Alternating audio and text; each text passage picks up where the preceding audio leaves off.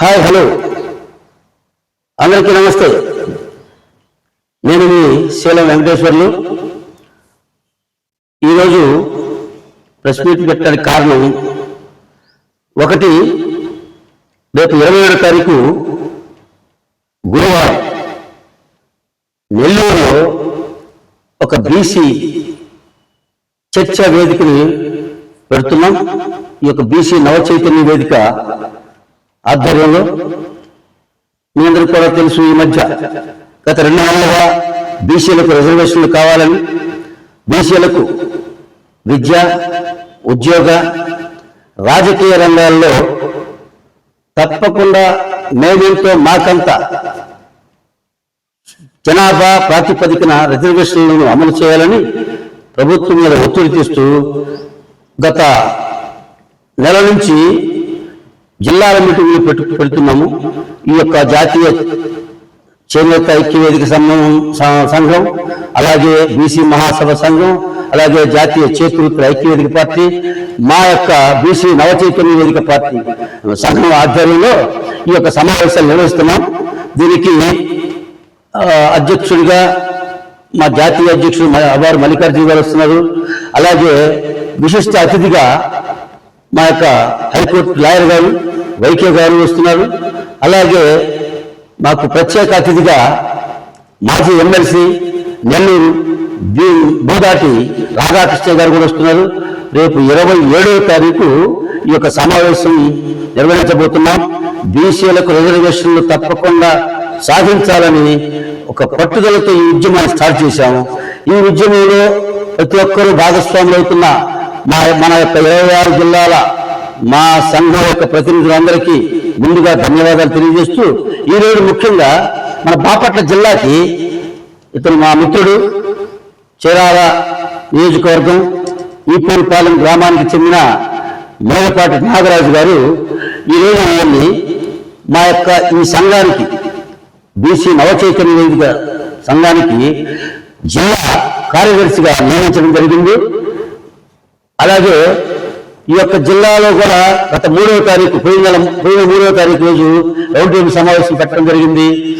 అలాగే తిరుపతిలో లాస్ట్ 15వ తారీఖు, అంటే ఇప్పటికి వారం రోజుల క్రితమే 15వ తారీఖు కూడా అక్కడ ఒక గొప్ప రౌండ్ టేబుల్ సమావేశం చర్చా వేదిక పెట్టి అది బాగా సక్సెస్ చేసుకున్నాం. ఇప్పుడు నెక్స్ట్ 3వ సభ నెల్లూరులో వచ్చే 27వ తారీఖు, వచ్చే గురువారం రోజే ఒక చర్చా వేదిక నిర్వహించబోతున్నాం. ఆ సందర్భంగా ఈ పాంప్లెట్లు కూడా ఈరోజు రిలీజ్ చేస్తున్నాం. అలాగే ప్రతి జిల్లా వరుసగా మేము రాష్ట్ర వ్యాప్తంగా అన్ని జిల్లాలకి కమిటీలను నిర్వహిస్తూ ఈ యొక్క ఉద్యమాన్ని, బీసీలకు రిజర్వేషన్లు కావాలి, బీసీలకు జనాభా దామాషా ప్రకారం రిజర్వేషన్లు ఖచ్చితంగా సాధించాలనే ఉద్దేశంతో ప్రభుత్వం మీద ఒత్తిడి పెంచేందుకే మేము ఈ యొక్క ఉద్యమాన్ని స్టార్ట్ చేయడం జరిగింది.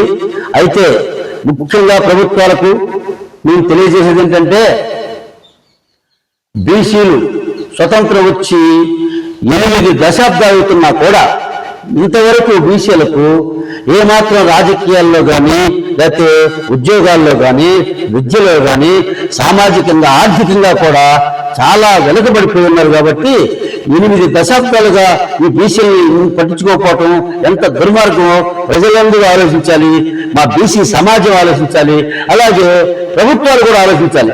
మాట్లాడితే చంద్రబాబు నాయుడు గారేమో బీసీలంటే వెన్నుముక అంటాడు, జగన్మోహన్ రెడ్డి గారేమో బీసీలంటే వెన్నుముక కాదు బ్యాక్ బోన్ అంటాడు. కానీ బీసీలకు వీళ్ళు చేసింది ఏమీ లేదు, శూన్యం. ఎందుకు చెప్తున్నానంటే, స్వతంత్రం వచ్చిన దగ్గర నుంచి కూడా బీసీలకు రిజర్వేషన్లు కావాలని మొట్టమొదటిలోనే బాబాసాహెబ్ అంబేద్కర్ గారు రాజ్యాంగంలోనే రాశారు. ఏమని రాశారంటే, ఆర్టికల్ 340 రాజ్యాంగంలో పొందుపరిచి అప్పటి ప్రధానమంత్రి గారికి కూడా అనేక సార్లు డిమాండ్ చేశాడు, బీసీలకు రిజర్వేషన్ ఇవ్వాల్సిన అవసరం ఉంది, ఎస్సీ ఎస్టీలకు మాత్రం నేను చేయగలిగాము. పార్లమెంటు సమావేశాలు ప్రారంభం కాకముందే అవి చేసిన తర్వాత పార్లమెంటు సమావేశాలు బిగినాయి. కానీ బీసీలకు మాత్రం ఎక్కువ జనాభా ఉన్నారు కాబట్టి మనం నిర్వహించాలంటే అవి కొంచెం చాలా పెద్ద ప్రాసెస్ ఉంది. దానికి ఒక కమిషన్ వేయాలి. ఆ కమిషన్ ద్వారానే జనాభాతో తేల్చి ఎవరంటున్నారు తేల్చిన తర్వాత రిజర్వేషన్ కరెక్ట్ గా పకడ్బందీగా పక్కాగా నిర్వహించాలనే ఉద్దేశంతోనే ఆర్టికల్ 340ని పొందుపరిచానని ఆయన ఎంతో ఆవేదన పడ్డాడు పార్లమెంట్లో. కానీ అప్పటి ప్రధానమంత్రి ఒప్పుకోలేదు కాబట్టి దానికి నిరసనగా ముఖ్యమైన మా బీసీల ఆరాధ్య దైవం జ్యోతిరావు పూలే గారు, బాబాసాహెబ్ అంబేద్కర్ గారికి కూడా గురువు గారు. అంబేద్కర్ గారు ఏమన్నారంటే, పార్లమెంట్లో నేనుండి మంత్రిగా, న్యాయశాఖ మంత్రిగా ఉండి ఉపయోగం ఏంటి, మా గురువు గారైన జ్యోతిరావు పూలే గారి ఆశయాన్ని నెరవేర్చినప్పుడు నాకు ఈ పదవి ఎందుకు అని చెప్పి ఈ పదవిని రాజీనామా చేసి బయటకు వచ్చాడు. అలాగే రెండోసారి మళ్ళీ 1977లో బీసీ ఉద్యమం మళ్ళీ వచ్చింది. ఎలా వచ్చింది? 77లో బీసీలు జనతా ప్రభుత్వం వచ్చింది. అప్పట్లో జనతా ప్రభుత్వం వచ్చినప్పుడు ములాయం సింగ్ యాదవ్ గారు, శరద్ యాదవ్ గారు ఆ జనతా గవర్నమెంట్లో మాకు బీసీలకు రిజర్వేషన్లు కావాలి అని ఉద్యమాన్ని మొదలుపెట్టి ఈ యొక్క కమిషన్ ముందుకు తీసుకెళ్లారు. కానీ ఆ ప్రభుత్వం 3 సంవత్సరాల తర్వాత 80లో మళ్ళీ ఇందిరాగాంధీ వచ్చింది కాబట్టి దాన్ని సాధించలేకపోయారు. అంటే ఇందిరాగాంధీ అడ్డుకుంది మన బీసీల రిజర్వేషన్ని, నెహ్రూ గారు అడ్డుకున్నారు. ఆ తర్వాత 1990లో మళ్ళీ VP సింగ్ గారు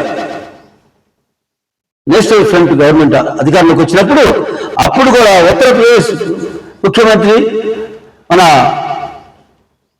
మన ములాయం సింగ్ యాదవ్ గారు, బీహార్ ముఖ్యమంత్రి లల్లూ ప్రసాద్ యాదవ్ గారు ఇద్దరు కూడా VP సింగ్ గారి దగ్గర గట్టిగా మాట్లాడి మళ్ళీ స్టార్ట్ చేశారు.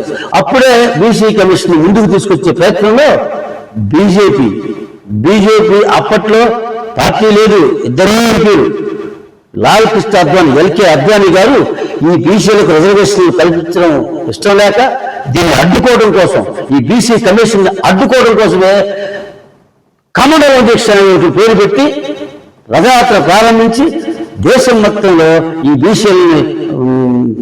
బీసీలకు రిజర్వేషన్ కల్పించకూడదు అని కృత నిశ్చయంతో ఆయన అడ్డుకున్నాడు.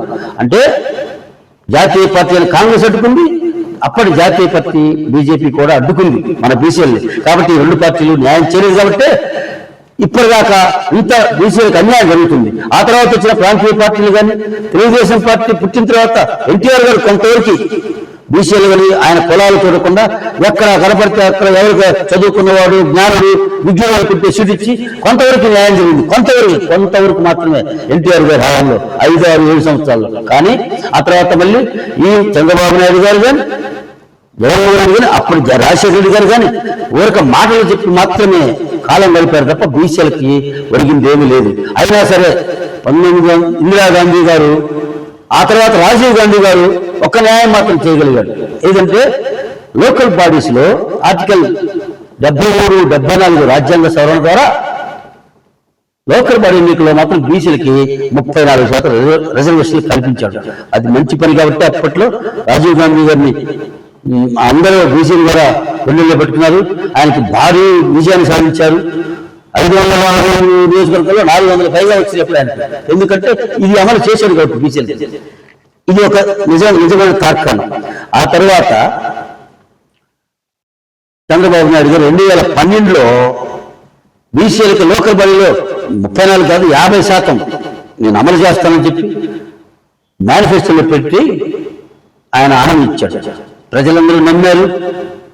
2012 తర్వాత 2013లో కిరణ్ కుమార్ రెడ్డి గారు ముఖ్యమంత్రిగా ఉన్నప్పుడు పంచాయతీ ఎన్నికలు జరిగాయి.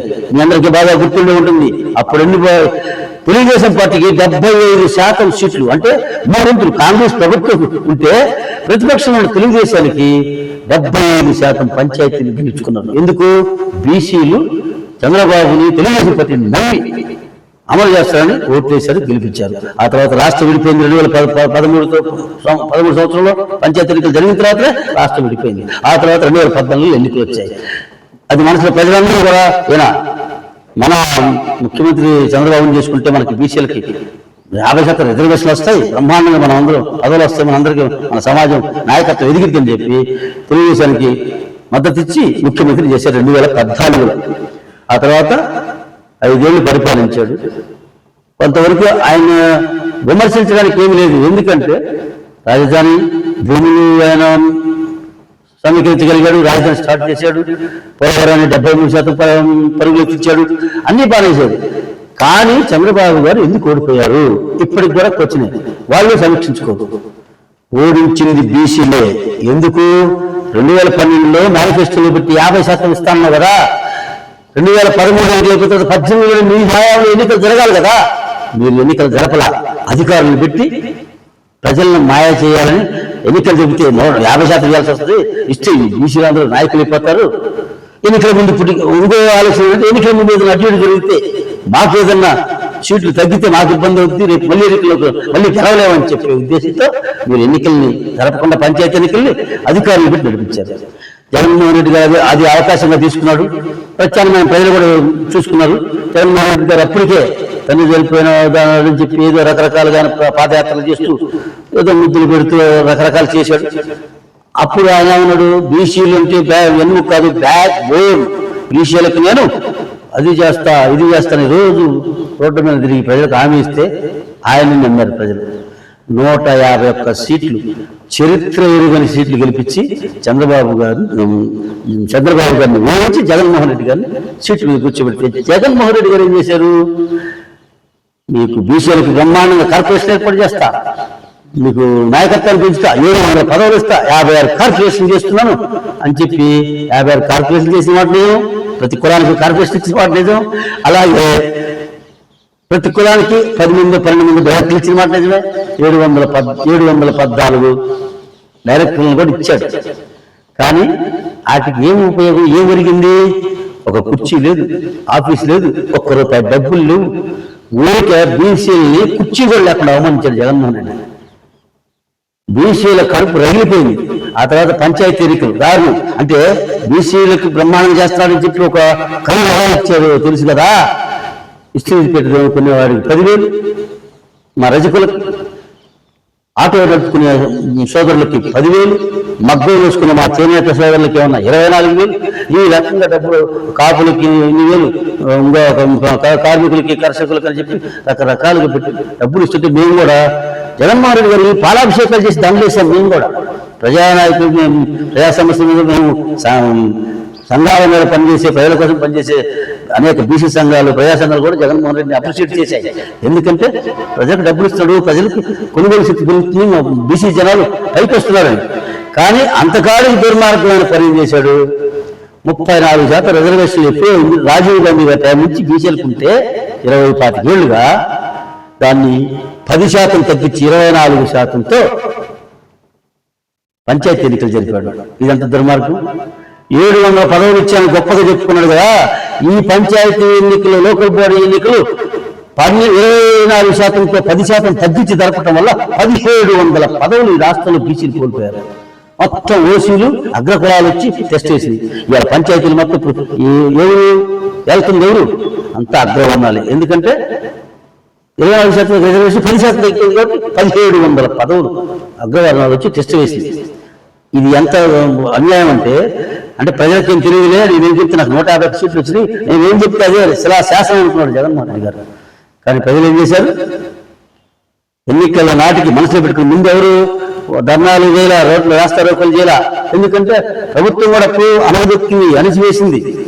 అయినా సరే ప్రజలు కూడా అంత సిద్ధంగా లేరు. ఎందుకంటే ప్రజలకు కొనుగోలు శక్తి తగ్గిపోయింది. ఏదో పథకాలను ఇచ్చారు తప్ప పనులు లేవు. బేల్దారి మేస్త్రులకు పనులు లేవు, కూలి వాళ్ళకి పనులు లేవు, కార్మికులకు పనులు లేవు, కార్మికుల కష్టాలు, అనేక కష్టాలు, ఆఖరికి ఉద్యోగస్తులు జీతాలు రావట్లేదు, వాళ్ళని కూడా ఈ రకంగా చేసిన తర్వాత చివరికి జగన్మోహన్ రెడ్డి గారు నాకు ఎదురు లేదు 30 ఏళ్ళు నేనే అధికారంలో ఉంటాను, నేను అందరికీ డబ్బులు ఇచ్చాను, 2,70,000 కోట్లు నేను ప్రజలకు పంచాను డీబీటీ ద్వారా అని గొప్పగా చెప్పుకున్న జగన్మోహన్ రెడ్డి గారిని 11 సీట్లకు పరిమితం చేసింది ఎవరు? మా బీసీలే. గుర్తుపెట్టుకోవాలి. అప్పుడు ఓడిపోయిన 2019లో ఓడిపోయినప్పుడు జగన్మోహన్ రెడ్డి గారు, చంద్రబాబు నాయుడు గారు కూడా సమీక్షించుకోవాలి. బీసీలు కాదు మేమేదో ఓడిపోయామనుకున్నాను. ఇప్పుడు జగన్మోహన్ రెడ్డి గారు ఎప్పటికీ కూడా సమీక్షించుకోరు. ఎందువల్ల ఓడిపోయామో ఆలోచించుకోరు. మళ్ళీ మేము అధికారంలోకి వస్తామని ఇప్పుడు ఆయన ఊరెళ్తారు. ఏమైనా అధికారంలోకి వచ్చిన కానించి అభివృద్ధి విషయంలో మేము హంస లాంటి వాళ్ళం. దూద్ కా దూద్, పానీ కా పానీ, పాలన కడియుడు పాలలో ఒక చుక్క, కడియుడు నీళ్ళలో ఒక చుక్క పాలు పోసినా కూడా మేము అట్లా విడిగానే చూస్తాం. చంద్రబాబు గారు చేసిన మంచి పనులు అప్రిషియేట్ చేస్తాం, జగన్మోహన్ గారు చేసిన మంచి పనులు కూడా అప్రిషియేట్ చేస్తాం. పోలవరం ముందుకు తీసుకెళ్లారు, ఇప్పుడుగా మళ్ళీ అధికారులకు చెబుతున్నారు పోలవరం ముందుకు తీసుకెళ్తున్నారు, అప్రిషియేట్ చేస్తాం, నమస్కారం పెడతాం. అలాగే అమరావతిని పెడుతున్నారు, అప్రిషియేట్ చేస్తాం, కోటి దండాలు పెడతాం.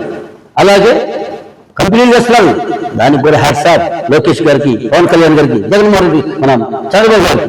కానీ గత 14 నుంచి 19 వరకు కూడా మీరు ఇలాంటి చాలా చేశారు. కంపెనీలు వచ్చాయి, కియా కార్ల కంపెనీ వచ్చింది, శ్రీ సిటీలో 100 సిల్కల్ కంపెనీలు మొత్తం మనకే వచ్చి మొత్తం దేశంలో మొత్తం మనమే తయారు చేస్తామని చెప్పారు కదా. ఏమైంది? ఓడిచ్చారు బీసీలు. ఎందుకు? బీసీలకు ఇచ్చిన మాట నిలబెట్టుకోలేదు కాబట్టి. జగన్మోహన్ రెడ్డి గారు అది చేస్తా ఇది చేస్తాను, నేను ఇక నాకు తిరగలేదండు, ఓడిచ్చింది బీసీలే. ఇప్పుడు కూడా మళ్ళీ మిమ్మల్ని హెచ్చరిస్తున్న చంద్రబాబు గారు, లోకేష్ గారు, పవన్ కళ్యాణ్ గారు, బీసీలకి మేము అడుగుతున్న డిమాండ్ ప్రకారం రిజర్వేషన్లు కల్పిస్తే తప్ప మీరు మళ్ళీ అధికారంలోకి వచ్చే అవకాశం ఉండదు. బీసీల మనసులో ఇప్పటికే పేరుకుపోయింది ఈ రిజర్వేషన్లు కావాలని.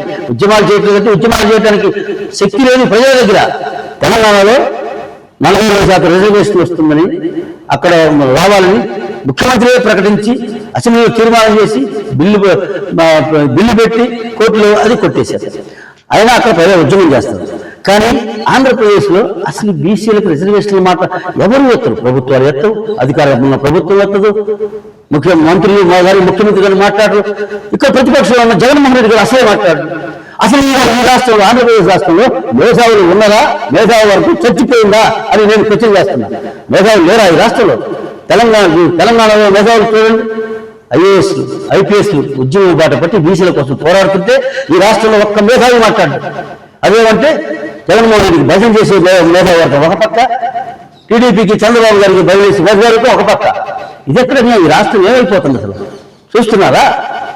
కొంతమంది మేధావులు అయితే ఇటువంటి 2 పక్కలకు కాకుండా రాష్ట్రం గురించి మాట్లాడు. ఎక్కడ హైదరాబాద్ లో కూర్చొని ఈ రాష్ట్రం మీద బండలు రాళ్ళు వేస్తుంటారు. దయచేసి మేధావి వర్గం అంతా మేలుకోవాలి. మీ మేధావులంతా మేలుకు ఒక మేధావి మౌనం ఈ రాష్ట్రానికి చాలా నష్టం. చదువుకున్న మేధావులు మీరంతా ఎందుకు మాట్లాడట్లేదు? బీసీలకు అంత అన్యాయం జరుగుతుందా లేదా? ఇప్పుడు బీసీలకి ఒక పరిష్కార మార్గం ఉంది అని మా బీసీ నవ చైతన్య వేదిక చెప్తుంది. ఆ పరిష్కారం ఏందో మేము ఇప్పుడే చెప్తాం మీకే. ఎందుకు ఉంది అంటే బీసీలకి 80 సంవత్సరాల నుంచి చేయలేంది ఇప్పుడు చేసే అవకాశం ఉందని మేము వాదిస్తున్నాం. ఎలా ఉందంటే నరేంద్ర మోడీ గారు అధికారంలోకి వచ్చిన తర్వాత మహిళా రిజర్వేషన్ బిల్లు కోసం దశాబ్దాల పోరాటమే కదా ప్రజలందరూ కోరుకున్న మహిళలకు కావాలి ఆర్టికల్ 28 రాజ్యాంగ సవరణ చేసి మహిళకి రిజర్వేషన్లు పెట్టారు కదా పార్లమెంట్లో.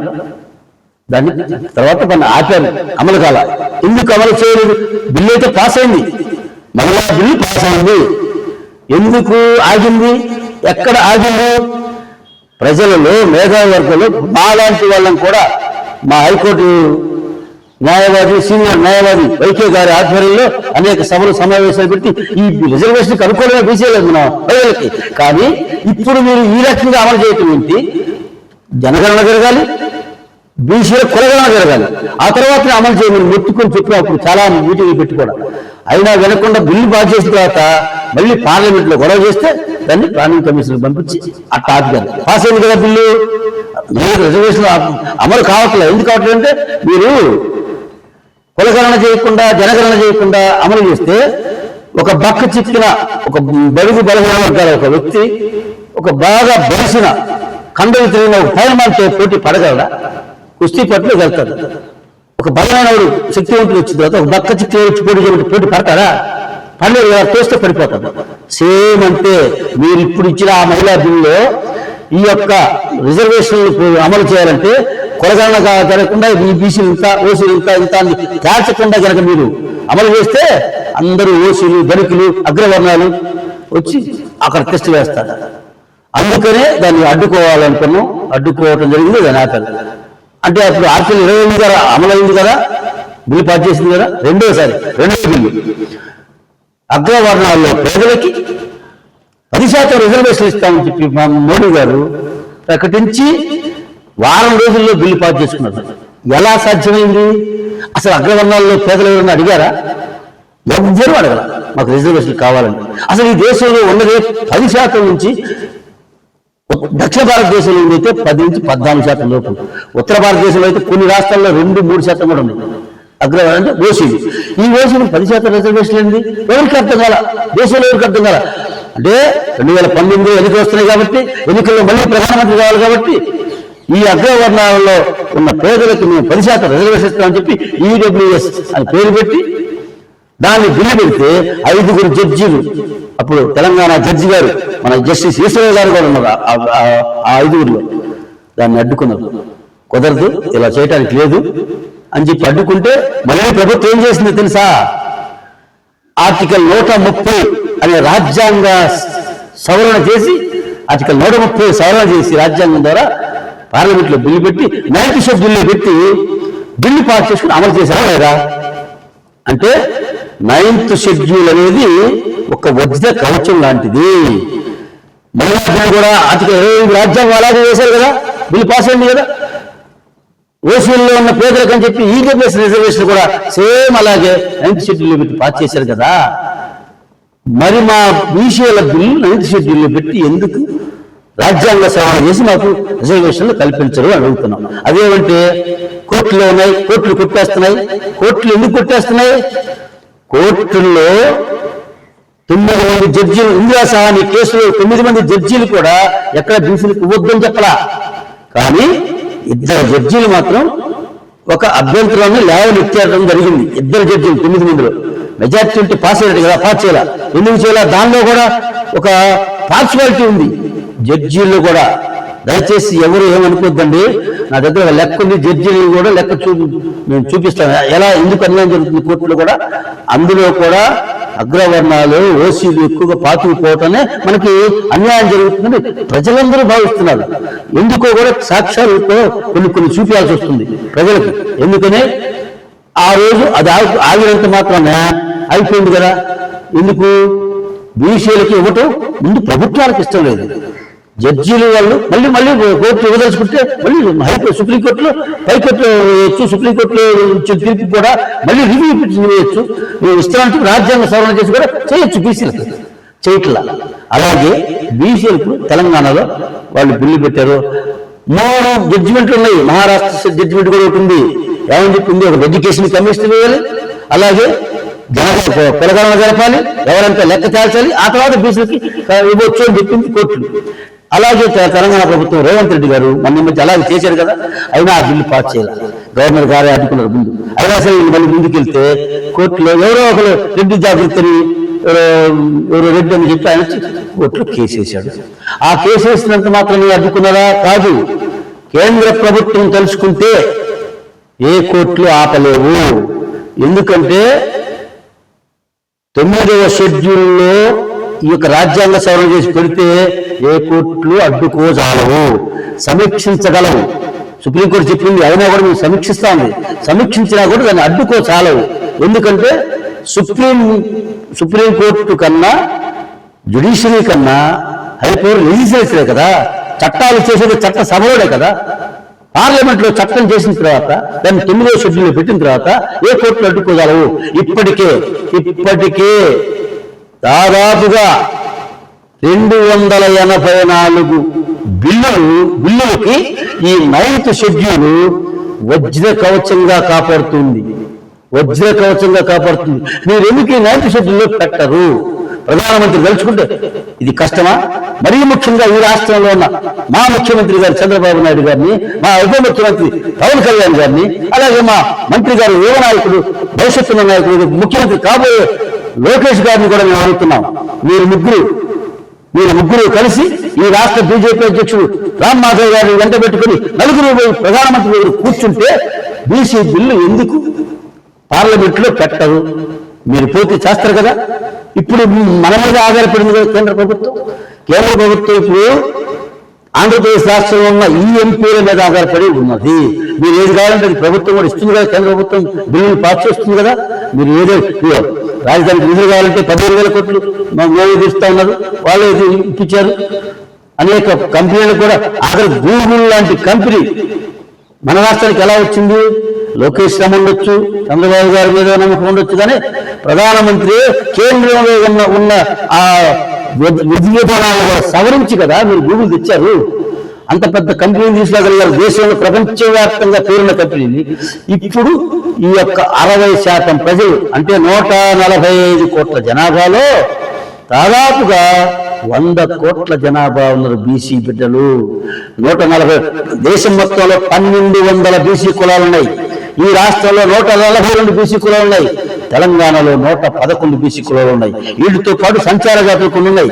ఇవి కూడా ఆంధ్రప్రదేశ్ లో కూడా ఇంకొక 7 సంచార జాతులు ఉన్నాయి. 150 కులాలు. ఈ 150 కులాలకు న్యాయం చేయకపోతే రేపు మళ్ళీ మీరు ముఖ్యమంత్రి ఎలా అవుతారు?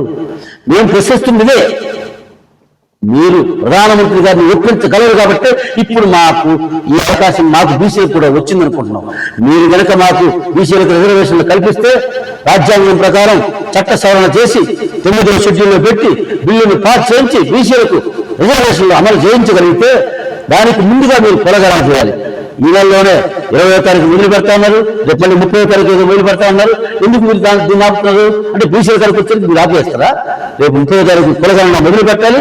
కులగణన చేసిన తర్వాత ప్రధానమంత్రి గారి దగ్గరికి వెళ్ళి మీరు దగ్గర కూర్చొని సరే మాకు ఈ బిల్లు పాస్ చేయాలని అని బీసీల రిజర్వేషన్ బిల్లును చట్ట సవరణ ద్వారా పెట్టి 2 షెడ్యూల్లో పెట్టి మాకు బీసీలకు రిజర్వేషన్ కల్పించాలని ముఖ్యమంత్రి గారిని రాష్ట్ర ప్రభుత్వాన్ని డిమాండ్ చేస్తూ రేపటి 27వ తారీఖు గురువారం నెల్లూరులో జరగబోయే సభ అద్భుతంగా జరగాలని మనస్ఫూర్తిగా కోరుకుంటూ బీసీ నాయకులకి, బీసీ సంఘాలకి, కుల సంఘాలకి, కార్మిక సంఘాలకి, అలాగే అనేక మేధావులకు కూడా మేము పదే చేతులు జోడించి నమస్కరించి ప్రార్థిస్తున్నాం. మేధావులారా బయటికి రండి, బీసీ సంఘాల నాయకులారా బయటికి రండి. బీసీ ఉద్యమం ఇప్పుడు తప్పితే ఇంకెప్పుడు, ఇప్పుడు కాకపోతే ఇంకెప్పుడు. ఇప్పటికే 8 దశాబ్దాలు అయిపోయింది. స్వతంత్రం వచ్చి ఒక 21 సంవత్సరం అయితే 20 ఏళ్ళు అయితే 100 సంవత్సరాలు స్వతంత్ర దినోత్సవం జరగబోతున్నాం 2047 కల్లా. ఈ లోపు మనకి బీసీలకు ఒరిగింది ఏంటి? 140 కోట్ల జనాభాలో ఎక్కువ శాతం ఉన్న బీసీలకు ఒరిగింది ఏంటి? ఇప్పటికీ బీసీల బ్రతుకులు మారలా. ఆకలి సావులు, పని లేక, కూడు లేక, సరైన ఆరోగ్యం పరిస్థితులు లేక ఇంత దారిద్ర్యంలో బ్రతుకుతుంటే ఇంతమంది జనాభా మీకు ఇంకా కళ్ళు తెరవకపోతే ఇంకెప్పుడు కళ్ళు తెరుస్తారు? అందుకే ఒక బీసీ బిడ్డగా, ఒక బీసీలకి వాళ్ళ వెంట నడిచే ఒక వ్యక్తిగా ఎలాంటి స్వార్థం లేకుండా, ఎటువంటి పదవి ఆకాంక్ష లేకుండా నిస్వార్థంగా ముందుకొచ్చిందే మా యొక్క బీసీ నవచైతన్య వేదిక. ఇందులో ఉన్న ఎవరు కూడా ఏ ఆశ, డబ్బుకో పదవులకు ఆశపడేవాళ్ళు ఎవరు లేరు. నిజాయితీగా స్పష్టంగా పబ్లిక్ గా ప్రమాణసాక్షిగా చెప్తున్నాం, మేము ఎటువంటి పదవులు కానీ ఎటువంటి డబ్బు కానీ ఆశపడం. కానీ మాకు కావాల్సింది బీసీలకు రిజర్వేషన్లు మాత్రమే. ఈ రిజర్వేషన్ కల్పించకపోతే ఈ ఉమ్మడి 13 జిల్లాల్లో మేము మీటింగ్లు ఈ నెలాఖరుకు అయిపోతాయి. నెక్స్ట్ జనవరి 1 నుంచి బీసీల ఉద్యమాన్ని రాష్ట్ర స్థాయిలో ఏ రకంగా తీసుకెళ్తామో ప్రభుత్వాలు కళ్ళు తెరుస్తాయని కూడా ఈ ప్రభుత్వాలను హెచ్చరిస్తూ ప్రభుత్వాలు కళ్ళు తెరిచేలాగా మీ ఉద్యమాన్ని ముందుకు తీసుకెళ్తాం. మాకు ఆర్థికంగా పరిపుష్టి లేకపోవచ్చు, మా బీసీలు ఎంతో మంది ఉన్నారు, మాకు సహకరించి మాతో పాటు నడిచి వస్తామని ప్రతి ఒక్కళ్ళు మాకు హామీలు ఇస్తున్నారు. మేము ఉద్యమం స్టార్ట్ చేసిన దగ్గర నుంచి ఏం పనులు, మీరు మంచి పనులు చేస్తున్నారు, ప్రజల కోసం చేస్తున్నారు కాబట్టి మేమందరం మేము వెంట ఉంటామని మా వెంట నడవడానికి సిద్ధంగా ఉంది బీసీ సమాజం. బీసీ సమాజం కోసం మేమెంతో మాకంతా అనే నినాదంతో ఎందాకైనా మేము నడుస్తామని, ఖచ్చితంగా బీసీ రాజ్యం స్థాపించి బీసీలతో బడుగులతో కలిపి బీసీ రాజ్యం స్థాపిస్తాం. బడుగుల రాజ్యం, బీసీలు బడుగులు కలిస్తేనే. ఎందుకంటే బీసీ సోదరులకు కూడా మేము పిలుపునిస్తాం. బడుగులను, ఎస్సీ, ఎస్టీ, బీసీ మైనారిటీ సోదరులు కూడా మనం కలుపుకొని పోవాల్సిన అవసరం ఉంది ఈ ఉద్యమంలో. అందుకే అందరికీ పిలుపునిస్తాం. ప్రతి ఒక్కరూ కూడా బీసీలు, ఎస్సీలు, ఎస్టీలు మనం బడుగు రాజ్యం కావాలి. మనకి బడుగుల రాజ్యం వస్తేనే బహుజనులు బాగుపడతారు. అందుకే దాని పేరు మా పేరు కూడా బహుజన రాజ్యం కోసమే మా పోరాటాన్ని పెట్టుకున్నాం. కాబట్టి దయచేసి అందరూ సహకరించాలని, మీడియా మిత్రులు కూడా సహకరించి మాలాంటి చిన్న సంఘాలను మీరు తేలిక తీసుకొద్దండి. రాష్ట్ర వ్యాప్తంగా ఉమ్మడి 13 జిల్లాలో ఇప్పటికీ కమిటీలు వేసాం. నెక్స్ట్ రాబోయే రోజుల్లో 26 జిల్లాల్లో కూడా కమిటీలు వేసుకుని రాష్ట్ర వ్యాప్త ఉద్యమం త్వరలోనే రాష్ట్ర వ్యాప్తంగా మేము ఉద్యమాన్ని తీసుకెళ్తామని, అతి త్వరలో డిసెంబర్ నెలాఖరు కావచ్చు, జనవరి మొదటి వారంలో కానీ విజయవాడలో ఒక పెద్ద సభ పెట్టి ఈ బీసీ ఉద్యమాన్ని తారాస్థాయికి తీసుకెళ్లాలని మా ప్రయత్నాలు కొనసాగుతున్నాయి. గ్రాస్ రూట్ నుంచి, గ్రౌండ్ నుంచి మేము పకడ్బందీగా ప్లాన్ చేసుకుంటున్నాం. మాకు కూడా వ్యూహాలు తెలుసు. రాజకీయ నాయకులకి మాత్రమే కాదు, మేము కూడా ఈ ఉద్యమాన్ని ఎలా తీసుకెళ్లాలో, ఎంతమంది మమ్మల్ని అనగదొక్కాలని చూసినా ఎవ్వరికి లొంగేది లేదు, లోపడేది లేదు, భయపడేది లేదు. భీతి భయం లేకుండా ఈ ఉద్యమాన్ని ముందుకు తీసుకెళ్తాం. బీసీలకు రిజర్వేషన్లు సాధిస్తామని గట్టిగా చెప్తూ అందరికీ నమస్కారాలు. జై హింద్, జై బీసీ, జై జై బీసీ. మహాత్మా జ్యోతిరావు పూలే గారికి నమస్కారాలతో సెలవు తీసుకుంటున్నాను. Thank you.